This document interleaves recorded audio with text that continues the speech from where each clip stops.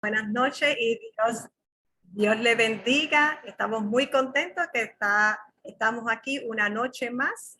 Nuestro grupo de Generación Poderosa. Hoy activamos también Facebook Live para tener nuestro estudio número 9, que es "Y los libros fueron abiertos". Es un estudio referente al juicio de Dios y forma parte del plan de salvación. Así que le damos una cordial y grata bienvenida a todos los que se han conectado en esta noche con nosotros vía Zoom y también a través de Facebook Live. Dios les bendiga grandemente. Está por aquí mi querido amigo y hermano Samuel Ortiz, que nos acompaña él es puertorriqueño, pero nos acompaña desde Lakeland, Florida. Así que me gustaría que activara un momentito por ahí la cámara. Sabi, saludos, Dios te bendiga. Gracias. No te escucho, no te escuchamos.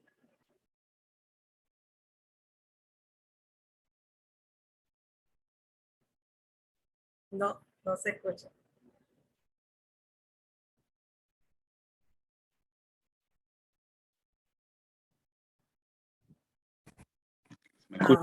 Ahora sí. Saludos a todos, muy buenas noches, feliz sábado a todos, a ese Ministerio de Generación Poderosa. Es un gusto y un orgullo poder estar aquí en esta noche con todos ustedes compartiendo un poquito acerca de la palabra de Dios. Como bien Iris mencionó, mi nombre es Samuel Ortiz, soy maestro aquí en el estado de la Florida y me gusta estudiar sobre la palabra del Señor, estudiar y eso, y compartir las ricas bendiciones que Papá Dios tiene para nosotros a través de su palabra. Así que un orgullo estar aquí y ya prontito comenzamos. Ok, seguro que sí. También queremos dejar saber que aunque él es maestro y se especializa en música, también tiene estudios en teología que cursó acá en la Universidad de las Antillas, en Mayagüez.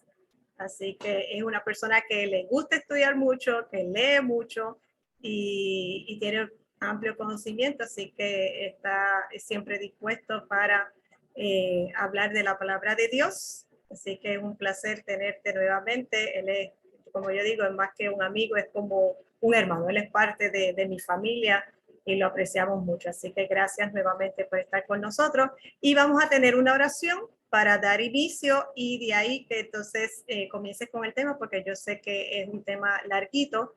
Es un estudio que todos necesitamos y va a aclarar muchas dudas. Así que les invitamos también, aprovechamos para los que están conectados, inviten, corran la voz para que se conecten a través de Facebook Live, a través de nuestra página de ministerio-generación-poderosa. Se va a estar compartiendo el enlace, por si acaso pues no lo tienen, para que se puedan verlo de esta manera también.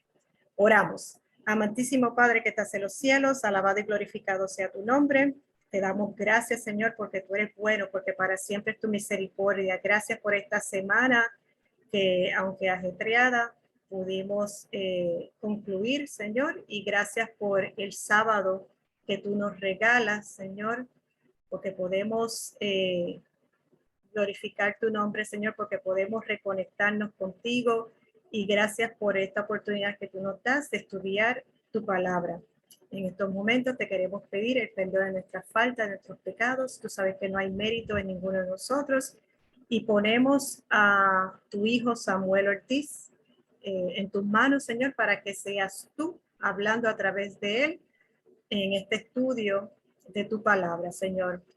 Ayúdanos a abrir nuestros oídos, Señor, que podamos entender el mensaje que tú nos tienes y la importancia de entender a plenitud este estudio, Señor, y que no se quede para nuestro conocimiento, sino que podamos compartir con otras personas.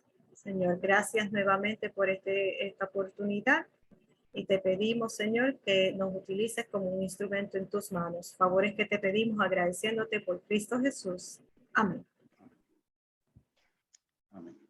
Bueno, buenas noches a todos. Nuevamente muy contento de estar aquí. Voy a compartir mi pantalla, una presentación de PowerPoint que tengo. Y me dejan saber si la ven. ¿Se ve? Sí, ¿no? Sí, perfecto. Perfecto, muchas gracias. En esta presentación que voy a hablar un poquito acerca de lo que sería el juicio. Y lo he titulado "Y los libros fueron abiertos, una reflexión sobre el juicio de Dios, sus etapas y la salvación". Y escogí utilizar el título una reflexión en vez de un estudio, porque muchas veces nosotros cuando vemos el título estudio, pensamos que un estudio es simplemente algo técnico, algo académico, y a veces no le damos la importancia que le debiéramos dar a esto en nuestras vidas. Quise llamarle una reflexión porque yo creo que esto específicamente es un tema que nos beneficiaríamos mucho de poder reflexionar una vez aprendamos, una vez entendamos el mismo, reflexionar acerca de nuestras vidas y de lo que esto debiera significar para nosotros. El tema del juicio es un tema extremadamente extenso. Yo no voy a poder cubrir todas las vertientes en esta noche que hay sobre el tema del juicio, pero también es un tema que está ampliamente distorsionado y ampliamente mal entendido. Eh, Mucha gente automáticamente que escucha en juicio de Dios piensan en algo negativo, pero en esta noche nosotros vamos a aprender que el juicio de Dios tiene un propósito positivo para la salvación de todos nosotros. La gente piensa, bueno, juicios de Dios son aquellos momentos, el diluvio, Sodoma y Gomorra, las plagas de Egipto, y sí es cierto que todo eso son juicios divinos contra esas ciudades específicas o contra esas generaciones específicas, pero no son necesariamente obras en las cuales Dios ha obrado de una manera eh, retributiva, sino que han sido momentos en los cuales Dios ha tenido que intervenir con la humanidad para aguantar un poco esa expansión del pecado que ha sido en aquellos entonces estaba llegando a una posición descontrolada. Así que el tema del juicio es un tema bien profundo, un tema bien extenso. En esta noche nos vamos a mantener en una vertiente, pudiéramos hablar de muchas vertientes, y siendo que es un tema que ha cogido un poquito de, ¿cómo se le llama? Ha estado recurriendo bastante en los últimos meses, en los últimos año y medio, podría yo decir. Pero vamos a estudiar y vamos a ver qué dice la Biblia. Así que vamos a comenzar aquí con un bosquejo aproximadamente de lo que vamos a estar viendo hoy. En esta noche vamos a ver lo que es el proceso del juicio. Vamos a hablar un poquito sobre la controversia del bien y del mal, que es esa controversia en la que, querramos o no, somos parte de la misma entre las fuerzas de Dios y las fuerzas del enemigo. Vamos a ver el juicio de Dios y sus etapas, que son estas: el juicio investigador, el juicio en el milenio y el juicio ejecutivo, como le llamamos. Y por último, quiero hablar sobre la vindicación del carácter de Dios. Y esta palabra muchas veces tendemos a confundirla. Es una palabra que a veces no tenemos bien clara. Pensamos vindicación, y si nosotros somos este tipo de personas que vamos rápido a buscar en un diccionario, la primera respuesta o la primera definición que encontramos sobre la palabra vindicación por lo general es vengar. El término venganza tiene una connotación negativa. Por lo tanto, yo quisiera sugerir otras palabras que pudieran ayudarnos a entender el tema de lo que es la vindicación del carácter de Dios. En este caso, pudiera ser como defender, justificar o precisamente exculpar. O sea, quitarle la culpa que se le ha asignado al carácter de Dios a causa de esta controversia del mal que está yendo en el mundo, en el universo, porque en realidad esta controversia va más allá del mundo, es una controversia que afecta al universo entero. Así que vamos a comenzar. Nosotros, según cuando estudiamos la Biblia, nosotros vemos que el juicio no es un evento único y singular. No es un evento que se limita solamente a la venida de Cristo. Mucha gente dice sí, porque Dios va a hacer juicio solamente en el momento de su venida. Y sí hay textos en la Escritura que pareciera dar a entender que el juicio se va a ejecutar en el momento de la venida de Cristo, pero cuando nosotros estudiamos la Biblia en su totalidad y vemos la cantidad grande de textos que hay sobre el concepto del juicio, nos damos de cuenta de que no solamente se limita a la venida de Cristo, sino que es algo más amplio. La evidencia propone que es un proceso de muchos años e inclusive siglos. Vamos a aprender que ese juicio comienza antes de la venida de Cristo y no termina hasta después del milenio. Por lo tanto, no es un proceso que dura 1 o 2 años. Vamos a ir aprendiendo que esto es un proceso más extenso de lo que nosotros tal vez pensamos. ¿Por qué? Nos preguntaron. Y tal vez la respuesta para esto es que el gran conflicto entre el bien y el mal, el plan de salvación, tiene un propósito más amplio que simplemente el de salvar al ser humano. Y vuelvo y menciono, es la vindicación del carácter de Cristo, o sea, exculpar, defender y demostrar que el carácter de Dios es amor, como lo describe la Escritura, y que Dios siempre ha obrado justamente en todos los aspectos de la humanidad, en todo lo que hace. Así que continuamos. El conflicto cósmico o el gran conflicto es de carácter universal y afecta al universo entero.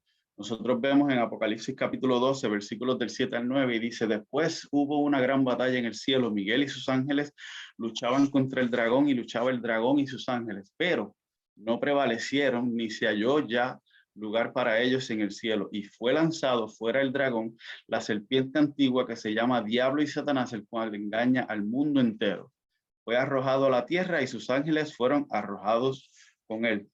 Vemos aquí que el mal y el pecado comenzaron en el cielo, y esto no es un estudio sobre Apocalipsis 12, más adelante pudiéramos hablar sobre eso, pero el mal y el pecado comenzaron en el cielo antes de la creación. Una tercera parte de los ángeles creyeron en Satanás y sus argumentos en contra de Dios y su gobierno. Por lo tanto, deducimos nosotros que estos argumentos de los cuales Satanás estaba hablando y los cuales Satanás estaba inculcándole a sus otros ángeles debieron haber sido muy persuasivos o muy convincentes de lo que él estaba mencionando y hablando. En Ezequiel 28, Isaías capítulo 14, son 2 capítulos en la escritura que nos dan a nosotros más detalles en cuanto a lo que es la rebelión de Satanás en el cielo antes de la creación del mundo.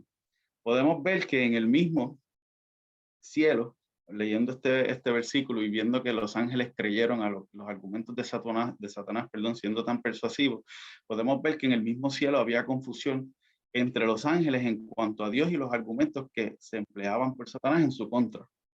Por lo tanto, siendo que había confusión, Dios tenía que comenzar a aclarar este concepto de lo que era su carácter. ¿Por qué? Porque Dios conoce todas las cosas, Dios es omnisapiente, Él sabe todas las cosas, tiene un conocimiento perfecto a causa de su omnisapiencia, de todo lo que los seres humanos y los ángeles, que son seres creados también, hacen y piensan y todo este tipo de cosas, pero los ángeles o todos los seres creados, incluyéndonos a nosotros, no tenemos esa omnisapiencia que Dios tiene. Por ende, nosotros no podemos ver las intenciones de los corazones de los seres humanos. A veces nosotros decimos, sí, caramba, pero me da una espinita de que esta persona no está actuando de X o Y manera, ¿verdad? Pero nosotros como seres humanos mortales no tenemos esa capacidad que tiene Dios de poder discernir hasta las intenciones de nuestro corazón. Por lo tanto, para que Dios pudiera defender su carácter, o sea, exculpar y demostrar ante esos otros ángeles, y no solamente los ángeles, vamos a ver que esto es un conflicto universal ante el universo, que él ha obrado de manera justa. Él tenía que comenzar a hacer un proceso de demostración, él tenía que empezar a demostrar que lo que él estaba diciendo era como es. Por lo tanto, ¿a qué grupos tenía Dios que demostrar su justicia, su amor y su carácter? Primera de Corintios 4:9 nos escribe el apóstol Pablo y nos dice, porque según pienso, Dios nos ha exhibido a nosotros los apóstoles como postreros, como a sentenciados a muerte, pues hemos llegado a ser espectáculo. Y esa palabra espectáculo, y no me quiero poner muy técnico con ustedes, pero en el griego es la palabra teatron, donde se hace la palabra teatro. O sea, hemos sido, dice Pablo, nosotros somos un teatro, somos un espectáculo al mundo, en este caso es el cosmos, y el cosmos va más allá que simplemente nuestro planeta Tierra. Esa palabra que se usa allí en la Biblia, en ese capítulo, habla sobre el universo. O sea, el Señor nos está enseñando a nosotros ante el universo, a los ángeles y a los hombres. O sea, hay 3 grupos a los cuales se les presenta lo que está pasando en este mundo.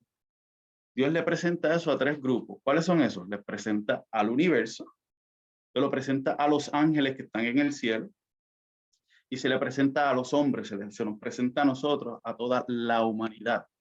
Por ende, Colosenses 1, 19 al 20 nos dice, por cuanto agradó al Padre que en él, ¿quién es él? Sabemos que ese es Cristo, habitase toda la plenitud y por medio de él, por medio de Cristo, reconciliar consigo todas las cosas, así las que están en la tierra como las que están en los cielos, haciendo la paz mediante la sangre de su cruz.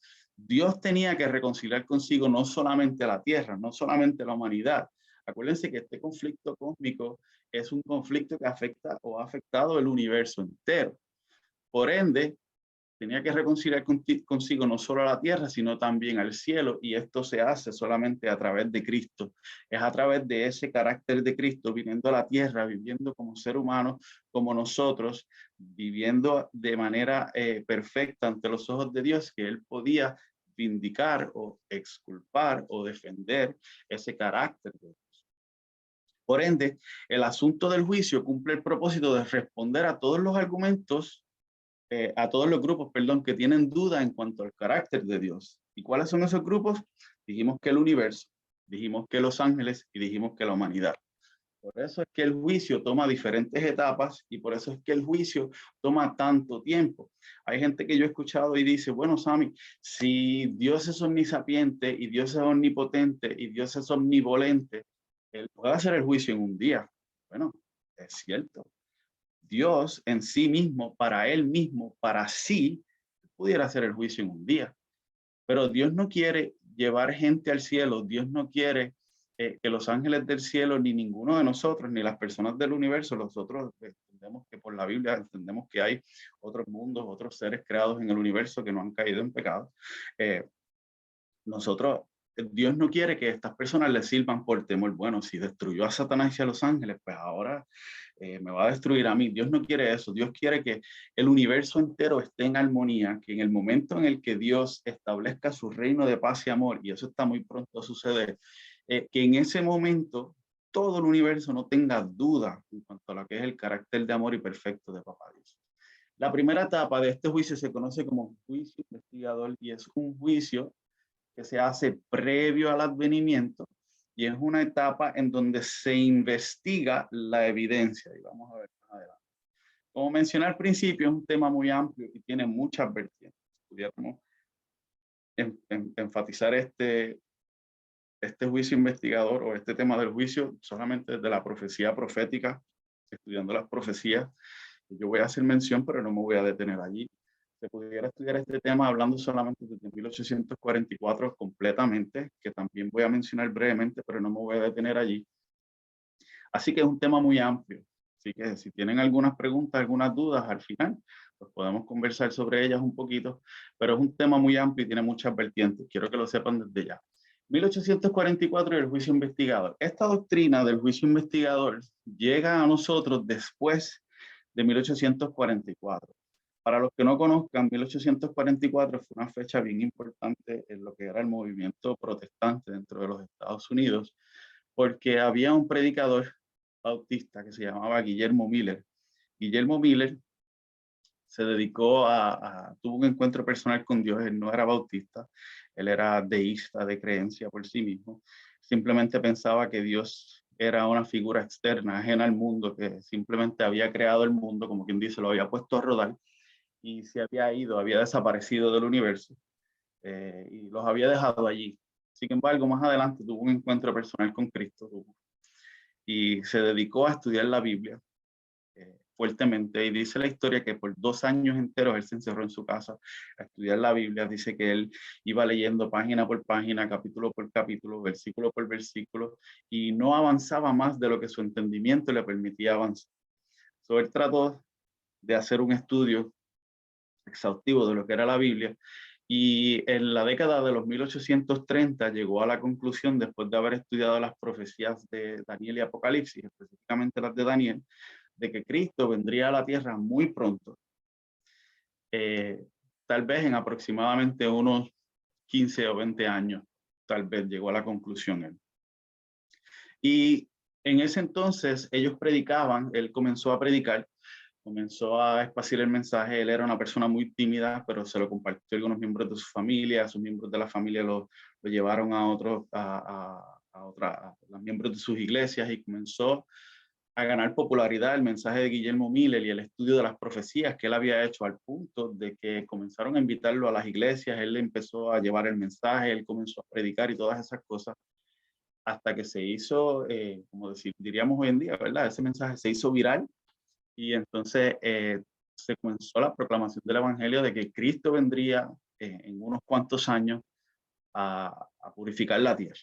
Se predicaba que Cristo vendría a la tierra y purificaría el santuario. Él está sacando esto de Daniel capítulo 8. Los mileritas pensaban y predicaban que la tierra era el santuario que sería purificado por fuego al momento de la venida de Cristo. Sin embargo, eventualmente Guillermo Miller era una persona que era bastante cuidadosa. Guillermo Miller no estableció la fecha del 22 de octubre de 1844. Esto lo establece después, más adelante, un predicador que se llamaba Samuel Snow. Y él llegó a la conclusión de que el 22 de octubre de 1844 era el día en que Cristo vendría a la tierra a purificarla por fuego. Pues, ¿qué pasa? El 22 de octubre de 1844, Cristo no vino a la tierra, y sucedió lo que se llama como el gran chasco, o en inglés el Great Disappointment. Todos ellos estaban muy tristes, estaban muy chasqueados en sus vidas personales, porque Cristo no había venido, y ellos se habían preparado de una manera increíblemente grande. Muchos de ellos habían vendido todas sus propiedades, habían vendido todo lo que tenían, porque ellos estaban seguros de que Cristo vendría ese 22 de octubre de 1844. Sin embargo, a pesar de la desilusión que tenían, algunos de ellos se cuestionaban qué había pasado y qué era lo que ellos no habían entendido, qué habían hecho mal. Así que más adelante, uno de esas personas que se cuestionó qué era lo que estaba pasando, qué no habían entendido, y que era un cristiano sincero, se llamaba Hiram Epson. Y dice la historia que cuando él caminaba por un maizal, ellos sembraban maíz, y cuando él caminaba por un maizal, él recibió una visión. Dice que miró hacia el cielo y vio una visión, y en esa visión que él vio un santuario, vio el santuario celestial, y vio a Cristo pasando de un lugar a otro en el santuario celestial.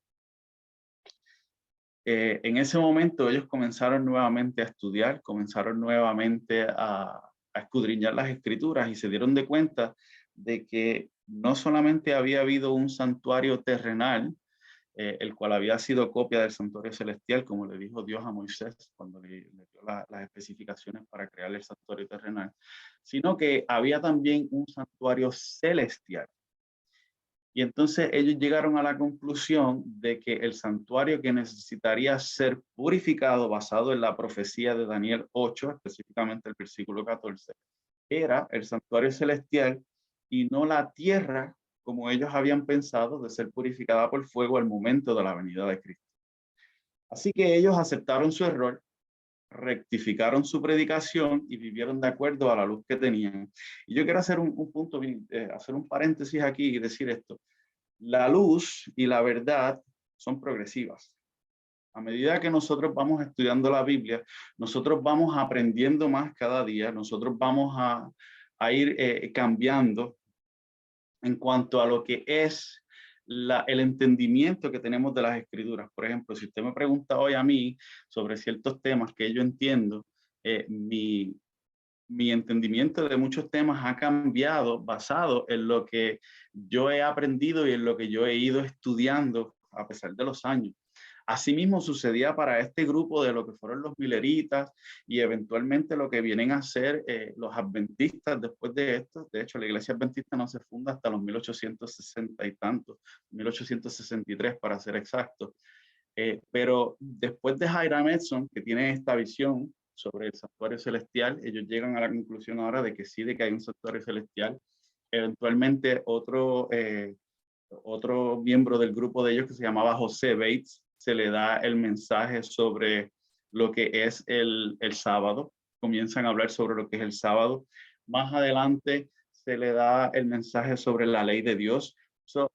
Eran unas verdades que iban progresando, o que ellos iban aprendiendo de manera progresiva. Y así mismo nos pasa a nosotros. De hecho, cuando nosotros leemos en la Biblia, en el Evangelio según San Juan, te voy a decir el capítulo ahora, el versículo 16, capítulo 16, versículo 13, dice, pero cuando venga el Espíritu de verdad, Él os guiará a toda verdad. O sea, cuando el Espíritu Santo venga a nosotros, cuando nosotros seamos llenos del Espíritu Santo, y esto es Cristo diciéndole a los discípulos, mira, a ustedes les conviene que yo me vaya para que venga otro consolador y todas estas cosas, pero cuando entonces ese consolador venga, Él los va a guiar a ustedes a toda la verdad. A medida que nosotros vayamos creciendo en la Biblia, vayamos creciendo en Dios, el Espíritu Santo nos va a ir llevando a todos nosotros a lo que es un mejor entendimiento sobre la Biblia, sobre su palabra, y poco a poco vamos a ir pudiendo conectar los cabos. Y eso fue lo que pasó aquí con esta gente. El punto de todo esto es que después de 1844, cuando ellos empiezan a ver qué fue lo que ellos hicieron mal, ellos entonces comienzan o se comienza a desarrollar lo que se conoce como la doctrina del juicio preadvenimiento o del juicio antes de la venida de Cristo. Y es allí donde estamos ahora.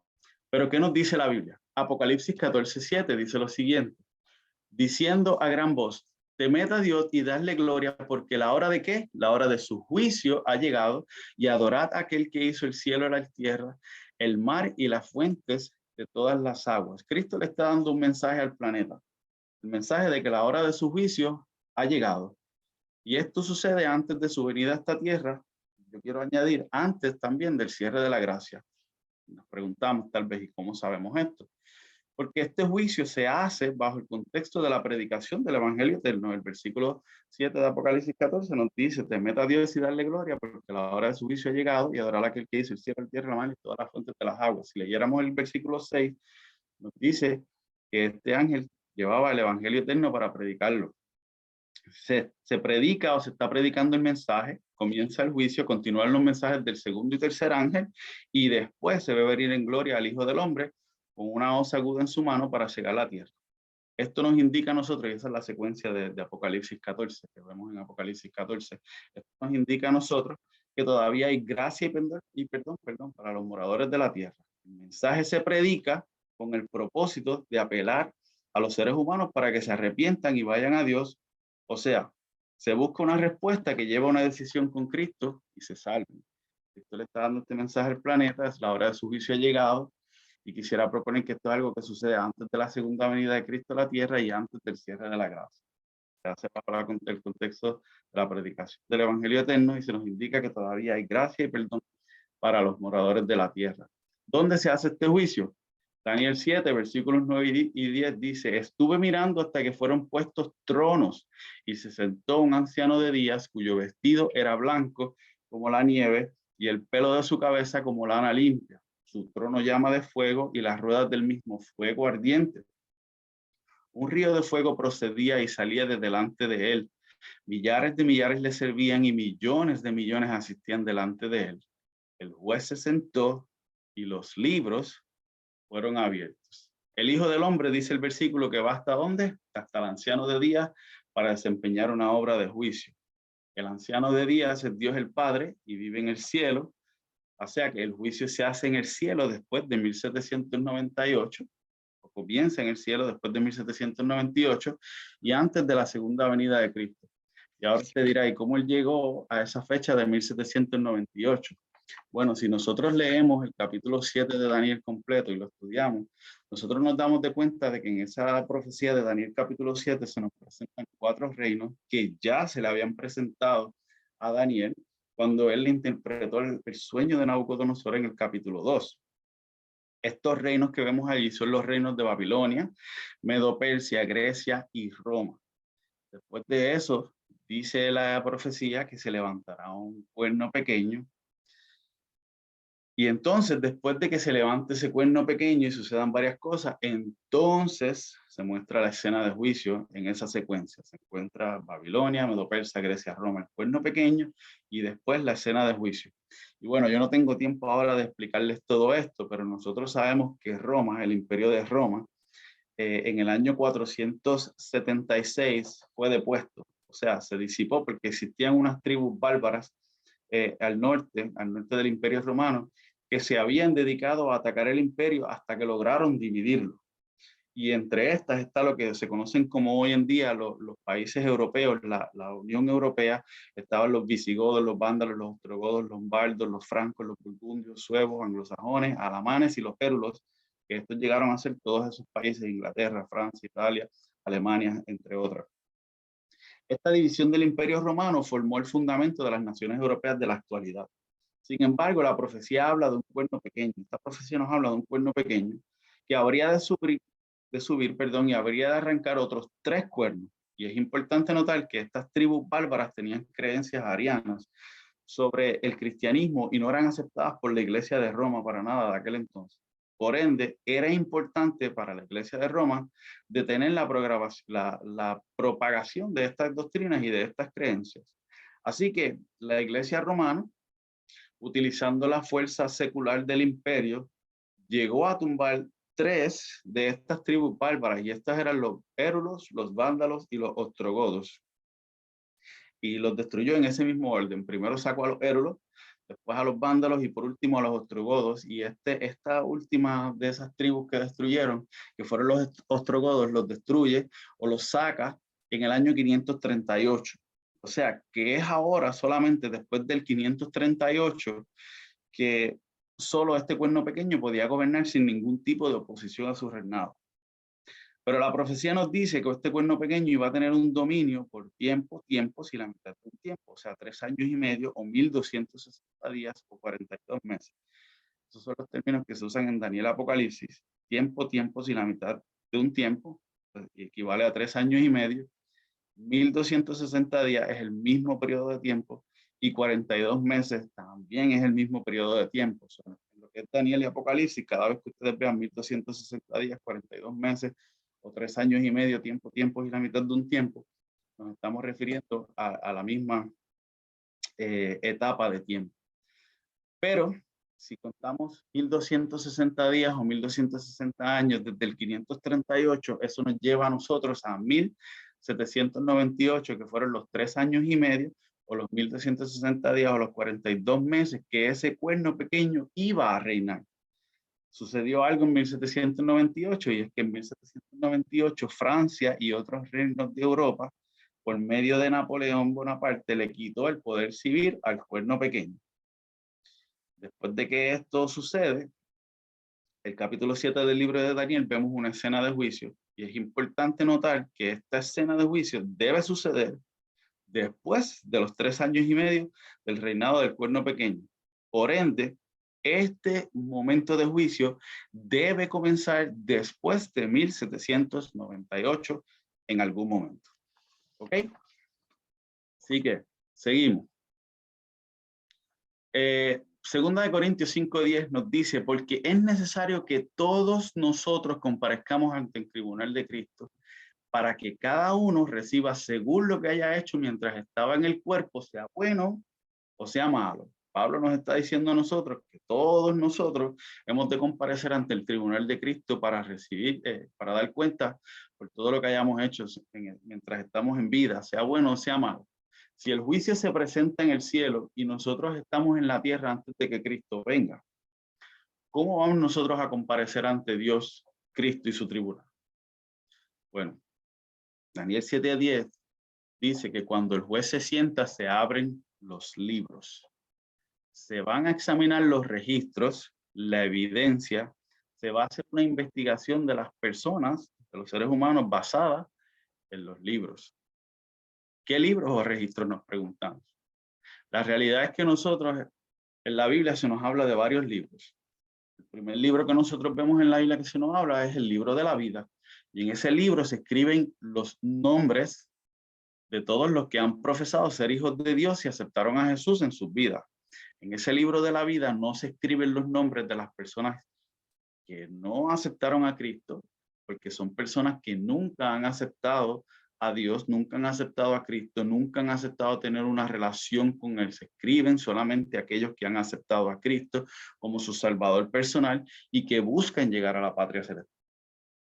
Apocalipsis 20:12, estos son algunos versículos que nos hablan sobre ese libro. Dice: y vi a los muertos, grandes y pequeños, de pie ante Dios, y los libros fueron abiertos. Nuevamente se nos presenta el mismo concepto que en Daniel, de que en este momento de hacer juicio se abren los libros, o sea, los registros que Dios tiene. Y otro libro fue abierto, el cual es el libro de la vida. Y fueron juzgados por las cosas que estaban escritas en los libros según sus obras. Pero fíjense que cuando habla del libro de la vida nos dice que ese es otro libro que se abre. No es necesariamente los libros donde están esos otros registros.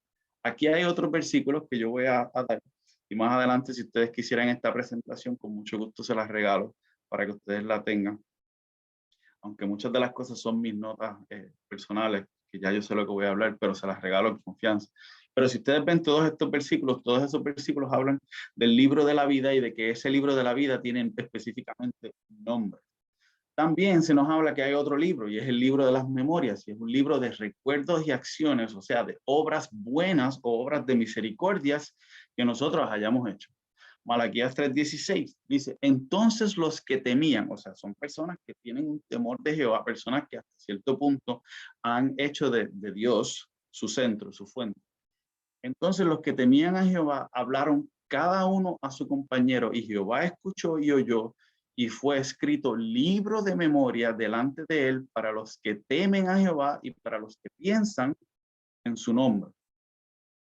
Nehemías 13:14 y dice, acuérdate de mí, oh Dios, en orden a esto, y no borres mis misericordias.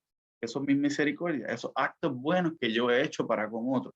No borres mis misericordias que hice en la casa de mi Dios y en su servicio.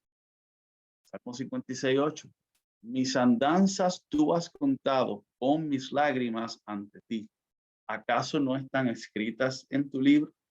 Momentos en que nosotros simplemente vivimos aflicción a causa de Cristo. En este libro se registran, como mencioné, actos de justicia, actos de bien, tentaciones resistidas, pecados vencidos, palabras de amor y compasión, sacrificios y sufrimientos por causa de Cristo. ¿Ok? También tenemos un libro de las obras o pecados, y en este libro se registran, actos, palabras, motivos, influencias, propósitos y pecados. Eclesiastés 12:14, versículo bien conocido, dice, porque Dios traerá toda obra a juicio, juntamente con toda cosa encubierta, sea buena o sea mala. Hay un registro de esas obras malas. Mateo 12:36-37 dice, mas yo digo que de toda palabra ociosa que hablen los hombres, de ella darán cuenta en el día del juicio, porque por tus palabras serás justificado y por tus palabras serás condenado. 1 Corintios 4:5. Así que no juzguéis nada antes de tiempo hasta que venga el Señor, el cual aclarará también lo oculto de las tinieblas y manifestará las intenciones de los corazones, y entonces cada uno recibirá su alabanza. Usted ve aquí lo que Pablo está diciendo, lo mismo que yo le expresaba al principio. Dios puede ver esas cosas ocultas, Dios puede ver esas intenciones, pero ningún ser creado puede ver esas intenciones o esas cosas ocultas que los seres humanos no quieren revelar. Por ende, Dios tiene que traer estas cosas a la vista o a la exposición de todos para que todos lleguemos a una misma conclusión. Y la conclusión es de que Dios sí ha sido justo y que Dios ha obrado en amor y misericordia para con sus hijos, sea para llevárselos al cielo en salvación, o sea para que queden aquí y sean destruidos en ese momento. Otro versículo no lo incluí allí, pero Isaías 65:6-7 también nos habla sobre el libro de las obras y de los pecados. Así que Dios guarda un registro exacto de quiénes nosotros somos y nuestra vida en los libros celestiales. Nosotros, aunque no estamos en el cielo, basado en los registros que Dios tiene, siendo que Él tiene un registro de las cosas buenas, de las cosas malas, de las intenciones, nuestros propósitos y todo, Dios sabe exactamente cómo nosotros actuamos y cómo nosotros somos. Y es, por ende, cuando se haga este juicio previo al advenimiento, es importante entender que existen registros de nosotros en el cielo. Se examina cada caso de acuerdo a los registros de nosotros en el cielo y no necesariamente compareceremos personalmente allí. ¿Ok? Y esto a mí, por un momento dado, a lo mejor usted está pensando, ¿cómo es esto? Yo nunca había escuchado esto.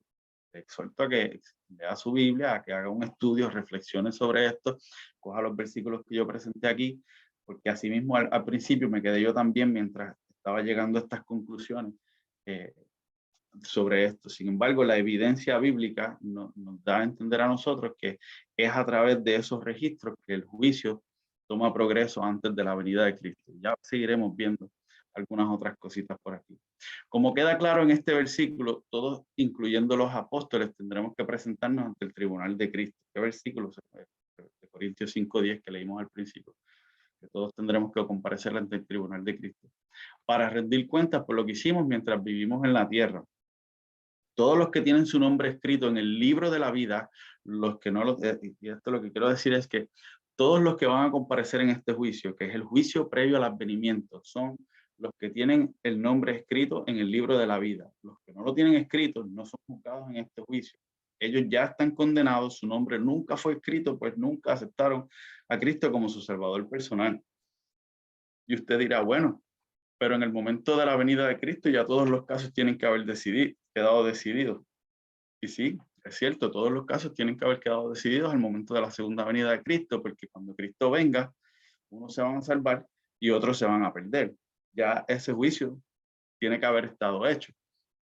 Sin embargo, Primera de Pedro 4:17 dice que es importante que el juicio comience por la casa de Dios. El juicio, en este juicio previo al advenimiento, se examinan esos registros de todas aquellas personas que aceptaron a Cristo como su Salvador personal para saber si estas personas verdaderamente son dignas de llegar al cielo.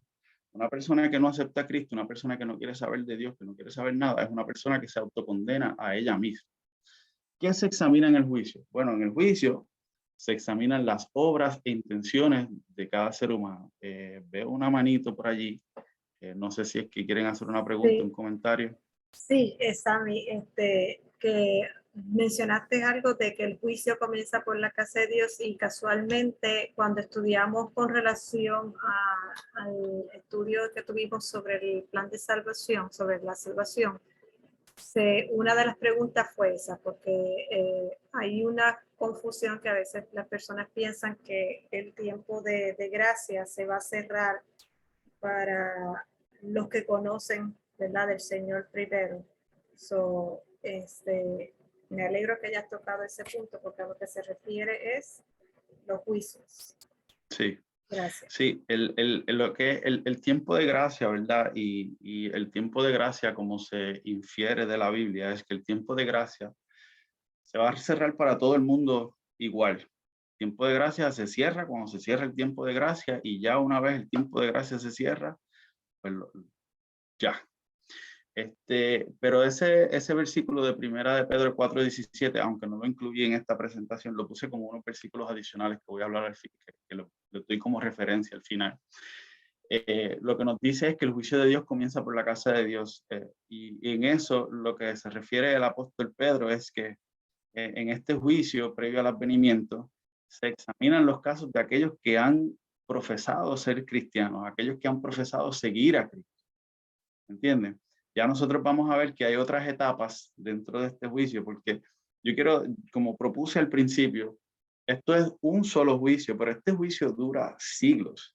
Tú sabes, tiene varias etapas. Si usted coge el caso de los juicios terrenales, todos sabemos que los juicios terrenales tienen diferentes etapas. Hay una etapa de investigación en donde se recolecta toda la evidencia, se comienza a estudiar la evidencia, después va a un proceso de juicio auditivo en donde se audita toda esa evidencia, etcétera, y eventualmente se ejecuta una sentencia o lo que nosotros llamaríamos un juicio ejecutivo, en donde finalmente se ejecuta un veredicto o una sentencia basada en todo lo que fue esa evidencia y toda esa auditoría.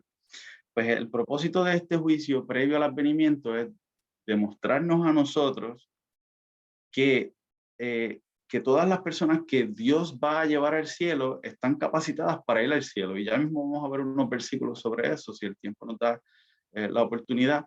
Pero este juicio debiera ser un juicio de gozo para nosotros, porque pone al descubierto que nosotros verdaderamente sí somos cristianos y que sí queremos servirle al Señor. Y este juicio se hace en favor de nosotros, para demostrarle al universo y a los ángeles y a toda la humanidad de que nosotros sí merecemos llegar al cielo, de que nosotros sí merecemos llegar a vivir con Cristo por toda la eternidad, porque hemos hecho lo que teníamos que hacer. Y digo hecho lo que teníamos que hacer porque aunque somos salvos por gracia, la fe la fe y la obra están conectadas y las obras de nosotros demuestran si verdaderamente tenemos a Cristo en nuestro corazón o no. Mira, voy a seguir porque yo me desvío mucho. Los que me conocen saben que yo me desvío y por ahí sigo, pero ese no es el tema. ¿Qué se examina en el juicio? Las obras e intenciones de cada ser humano es lo que se examina en ese juicio. Eclesiastés 12:14 nuevamente dice, porque Dios traerá toda obra a juicio, juntamente con toda cosa encubierta, sea buena o sea mala. O sea que las obras o las intenciones de nuestros corazones es lo que se va a demostrar allí, en ese juicio, es lo que se va a exponer. Apocalipsis 20:12-13 dice, y vi a los muertos, grandes y pequeños, de pie ante Dios, y los libros fueron abiertos nuevamente. Y otro libro fue abierto, el cual es el libro de la vida, y fueron juzgados, y el Hades entregaron los muertos que había en ellos, y fueron juzgados los muertos por las cosas que estaban escritas en los libros, según sus ¿qué? Según sus obras. Y el mar entregó los muertos que había en él, y la muerte, juzgados cada uno según sus obras. Es cierto que nosotros no nos salvamos por las obras, porque la salvación es un regalo completamente de Dios. El que me diga a mí que nosotros nos salvamos por obra, o el que le diga a usted, está mal. Nosotros no nos salvamos por obra. Somos salvos por gracia de Dios solamente, y es un regalo inmerecedor, porque nosotros no nos merecemos esa salvación, pero Dios nos la da aún así porque nos ama. Sin embargo, nuestras obras determinan qué hay en mi corazón. Mis obras demuestran. Si yo digo que yo amo a mi esposa, pero vivo siéndole infiel, yo estoy casi seguro que ninguno de ustedes me va a creer que yo amo a mi esposa. ¿Me entienden? Por ende, son esas obras las que demuestran verdaderamente los sentimientos y las intenciones que hay en mi corazón. Judas 1:14-15 dice, de estos también profetizó Enoc, séptimo desde Adán, diciendo, he aquí, vino el Señor con sus santas decenas de millares para hacer juicio contra todos y dejar convictos, o sea, convencer a todos los impíos de todas sus obras impías que han hecho impíamente y de todas las cosas duras que los pecadores impíos han hablado contra él. Así que vemos que en este juicio se examinan las obras. Cuando este juicio termine, cuando este juicio previo al advenimiento o este juicio de etapa investigador termine, se pronuncian las palabras de Apocalipsis 22:11. El que es injusto sea injusto todavía, y el que es inmundo sea inmundo todavía. Y el que es justo practique la justicia todavía, y el que es santo santifíquese todavía. ¿Ok? De ese momento en adelante, todos los casos quedaron decididos ya. Por eso es que yo digo que cuando llegue este momento, el cierre, la puerta de la gracia se va a cerrar y allí ya todo el mundo, todos los casos quedan decididos, unos para salvación y otros para perdición eterna. En ese momento, los casos de los seres humanos habrán quedado determinados para vida o para muerte. Y nótese que al momento de la venida de Jesús, dice la Escritura, que Él traerá su galardón. Y un galardón es una recompensa consigo para dar a cada uno según sus obras. Eso lo dice Apocalipsis 22:12. He aquí yo vengo pronto y mi galardón conmigo para recompensar a cada uno según sea su obra. Así que vuelvo y hago hincapié, aunque no somos salvos por las obras que nosotros hacemos son extremadamente importantes porque demuestran si yo estoy salvo o no, si yo estoy viviendo con esa intención en mi corazón de que soy salvo. ¿Ok? Y cuando Cristo venga, va a recompensarnos a nosotros por esas obras que nosotros hayamos hecho. Y ese galardón es la recompensa. Pero fíjate que esta recompensa nos es dado según nuestras obras, número 1, y se nos da a nosotros en el momento de la venida de Cristo. O sea, ya ha sido determinado quién recibe una recompensa X o quién recibe una recompensa Y. Mira lo que dice este versículo de Mateo 16:27. Porque el Hijo del Hombre vendrá en la gloria de su Padre con sus ángeles y entonces pagará a cada uno conforme a sus ¿qué? Nuevamente, a sus obras. Cuando Cristo venga, vendrá a pagar a cada uno en base a lo que haya hecho. nosotros vamos a recibir el pago de acuerdo a lo que nosotros hayamos hecho mientras estamos en esta vida. Fíjate, como mencioné, que el pago se determina antes de que Cristo venga. Cuando Él viene, Él solamente nos da el pago. Él no viene a, bueno, que yo pienso que tal vez tú te puedes arrepentir, tal vez te voy a dar una oportunidad. No, ya en ese momento se sabe lo que hay en nuestros corazones, a ciencia cierta, se ha estudiado, se ha evidenciado, y en ese momento la decisión es irrevocable. Ya tu decisión ha sido tomada. Mateo 25, 31 al 34 dice, cuando el Hijo del Hombre venga en su gloria y todos los santos ángeles con él, entonces se sentará en su trono de gloria y sentará y serán reunidas delante de él todas las naciones y apartará los unos de los otros, como aparta el pastor las ovejas de los cabritos, y pondrá las ovejas a su derecha y los cabritos a su izquierda. Entonces el rey dirá a los de su derecha, venid, benditos de mi Padre, heredad del reino preparado para vosotros desde la fundación del mundo. Cuando Cristo venga, los santos recibirán el reino como recompensa por sus obras. Y aquí yo quiero añadir que la fe sin obras es muerta, como nos dice Santiago. La fe y las obras tienen que obrar de la mano. No puede haber la una sin otra. Como dice Santiago, muéstrame tu fe sin tus obras, que yo te mostraré mi fe por mis obras. Así que las obras son importantes. La pregunta sería, ¿por qué hay que hacer un juicio? ¿Por qué tiene Dios que mostrar que fue justo con cada persona? El juicio tiene el propósito de separar los verdaderos hijos de Dios de los falsos. Hay personas que aparentan tener a Cristo en su corazón cuando en realidad solo fingen y viven de las apariencias. Mírate este pasaje de la Escritura. Interesante. Mateo 13, 24 al 30 dice lo siguiente. Les refirió otra palabra. El reino de los cielos es semejante a un hombre que sembró una buena semilla en su campo. Pero mientras dormían los hombres, vino su enemigo y sembró cizaña en el trigo y se fue. Y cuando salió la hierba y dio fruto, entonces apareció también la cizaña. Vinieron entonces los siervos del padre de familia y le dijeron, Señor, ¿no sembraste buena semilla en tu campo? ¿De dónde pues tienes cizaña? Él les dijo, un enemigo ha hecho esto. Y los siervos le dijeron, ¿quieres que vayamos y la arranquemos? Él les dijo, no, no sea que al arrancar la cizaña arranquéis también con ella el trigo.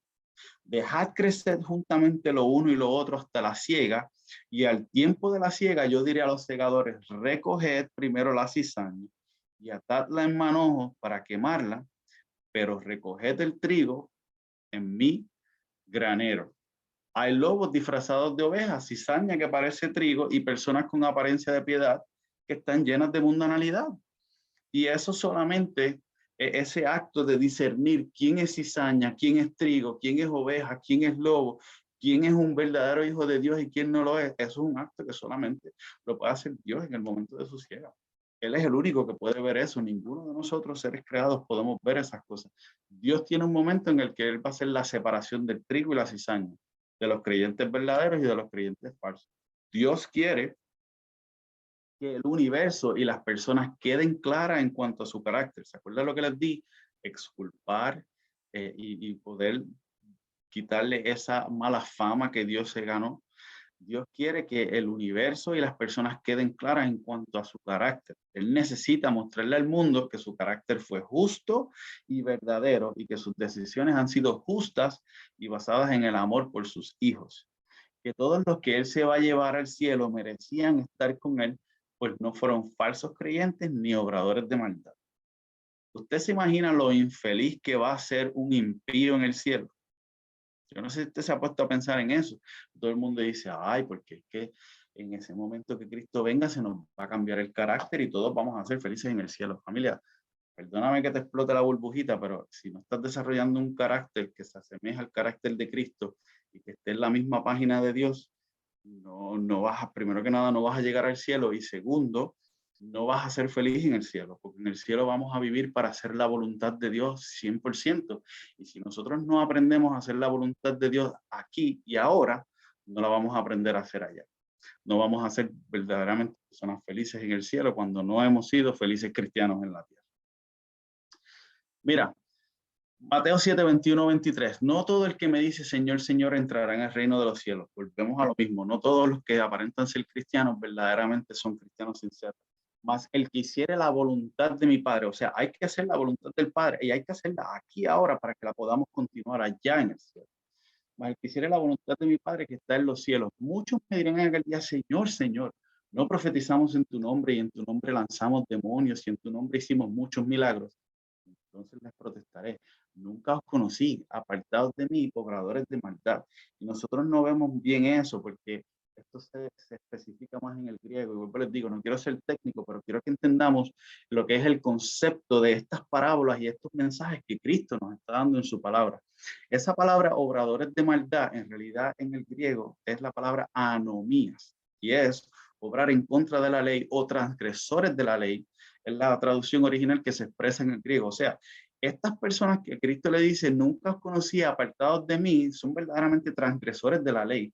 Nosotros sabemos que es la ley de Dios, este no es el tema de esta noche, pero nosotros sabemos que esa ley de Dios es el fundamento por el cual nuestras vidas van a ser juzgadas y es el fundamento por el cual nuestras vidas van a ser evaluadas. Así que si nosotros somos transgresores de la ley y estamos conscientes y sabemos lo que estamos haciendo mal, vamos a arreglar nuestras vidas, familia, vamos a ponernos en la página de Dios para que podamos entrar en su plan, desarrollar una voluntad y una vida que nos pueda llevar a obrar de acuerdo a su voluntad y a su vida, y podamos entonces comenzar a demostrar, darle votos en esta controversia del bien y del mal a Papá Dios, de que su carácter es justo, verdadero y benevolente, como la Biblia nos dice. ¿Ok? El propósito de este juicio previo al advenimiento es mostrarle a los ángeles y a los seres de otros mundos que cada persona que Dios se va a llevar al cielo es justa y digna de estar allí con él. Que esa persona se entregó completamente a Jesús. Y usted dirá, ¿y por qué a los ángeles y a los otros mundos? Bueno, porque acuérdate que nosotros vamos para allá. Nosotros ahora vamos para el lugar donde ellos están. ¿Y qué garantías tienen ellos si Dios no les muestra que nuestro carácter está en sintonía y alineado con el Señor? ¿Qué garantía tienen ellos de que esto no va a volver a suceder? ¿Me entienden? Si sucedió una vez, siendo todo perfecto como era, ¿qué garantía tienen ellos de que esto no va a volver a suceder? Pero es a través de este juicio cuando Dios verdaderamente les muestra a ellos, le dice, mira, yo me voy a llevar a Iris porque mira, y le muestra los registros de la vida de Iris. Iris está obrando de acuerdo a mi voluntad, todas sus intenciones son de continuar bien, sus obras demuestran que es una de nosotros y se ha dedicado a propagar el mensaje de salvación a través de un ministerio que se llama Generación Poderosa. Entonces los ángeles van a decir, ah, ok, pues sí, es cierto, mira, qué bueno que me mostraste, tráete a Iris para el cielo. Pero entonces de momento a lo mejor dice, oye, pero ¿y Sammy, ese muchacho que estaba hablando sobre el juicio en aquella noche? Dice, ese muchacho no puede, ese muchacho no podía estar aquí. Dice, mira, por esto, etcétera, etcétera. Dios le tiene que mostrar a los ángeles y a los seres de otro mundo de que nosotros estamos capacitados para esto. Así que seguimos, familia, que esto todavía me queda un montón y ya se me está acabando el tiempo. Pero para allá, un minuto. Esta es la primera fase del juicio. Un juicio investigador que examina la vida y el carácter de las personas de acuerdo al carácter de amor de Dios expresado en su ley. Quizá esta parábola pueda ayudarnos a quedar un poquito más claro. Mateo 22, 1 al 14. Yo no la voy a leer toda, porque yo sé que todos la conocemos, pero esta es la parábola en la que se da las bodas. Dice, respondió Jesús, le volvió a hablar en parábolas diciendo, el reino de los cielos es semejante a un rey que hizo fiesta de bodas a su hijo y envió a sus siervos a llamar a los convidados a las bodas, mas estos no quisieron venir. Volvió a enviar otros siervos diciendo, decir a los convidados, he aquí, he preparado mi comida, mis toros y animales engordados han sido muertos y todo está dispuesto, venid a las bodas. Mas ellos, sin hacer caso, se fueron, uno a su labranza y otro a sus negocios. En fin, para resumir esto, dice que cuando se está celebrando la boda, cuando se está celebrando la fiesta de las bodas, el versículo 11 dice que entró el rey para ver a los convidados y vio allí un hombre que no estaba vestido de boda, no tenía esa vestidura que tenía que tener. ¿Ok? Y le dijo, amigo, ¿cómo entraste aquí sin estar vestido de boda? Mas él enmudeció. Entonces el rey le dijo a los que servían, atarle de pies y manos y echadle en las tinieblas de afuera, allí será el lloro y el crujir de dientes, porque muchos son llamados y pocos los escogidos. En otras palabras, Cuando entró este rey, él entró en la palabra en griego allí, y perdónenme que estoy usando mucho el griego, pero es que quiero llevarle la intención verdadera del versículo. Esa palabra ver allí, en realidad lo que significa es examinar o inspeccionar. Este rey fue a examinar quién estaba capacitado para estar en esa boda, basado en sus vestiduras. ¿Y qué es la vestidura? Los mantos de esos invitados. Todos nosotros hemos sido invitados a las bodas del Cordero, pero muchos no han aceptado esa invitación.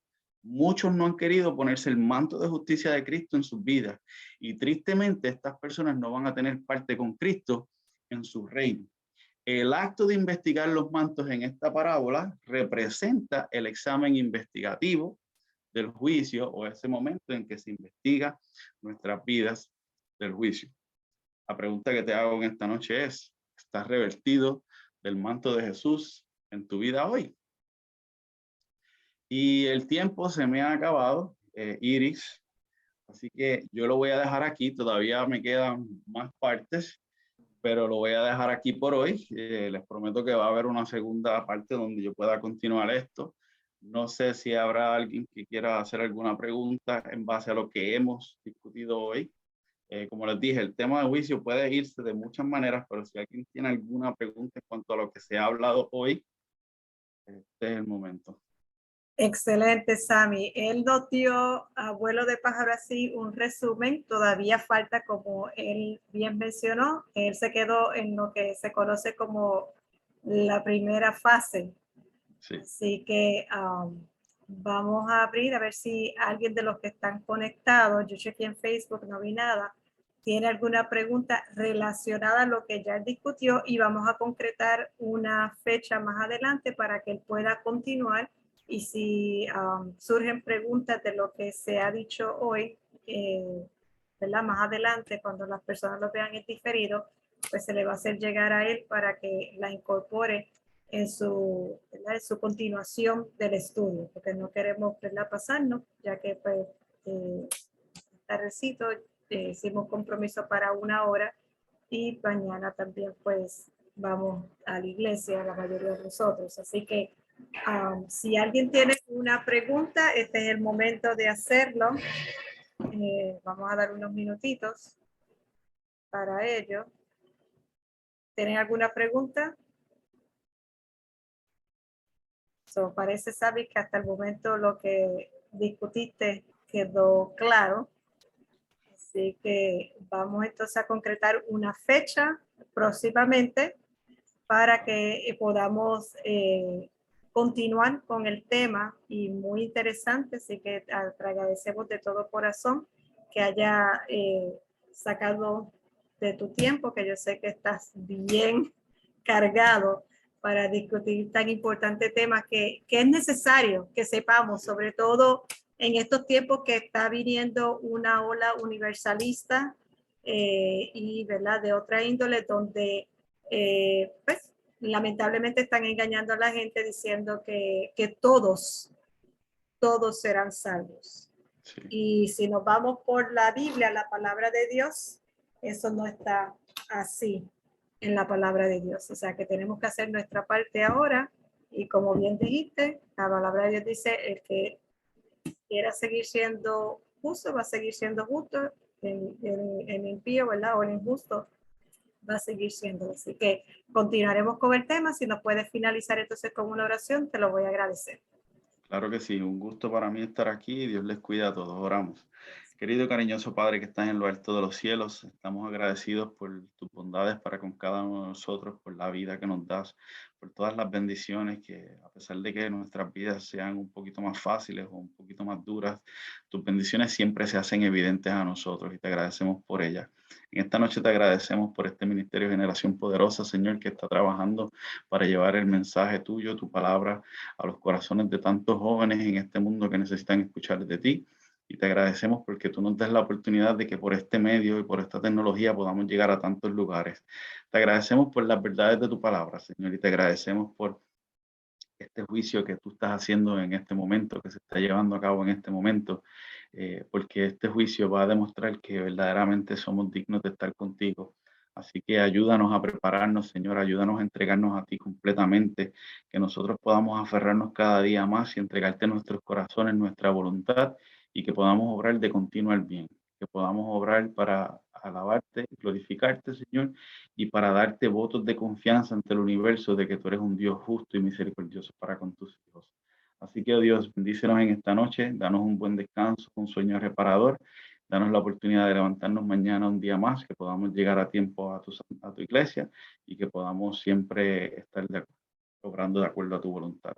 Queda con nosotros, Señor, perdónanos si en algo te hemos fallado, te hemos ofendido, y dirígenos nuestras vidas siempre. En el nombre de Cristo Jesús. Amén. Muchas gracias nuevamente y Dios les bendiga. Gracias. Feliz noche.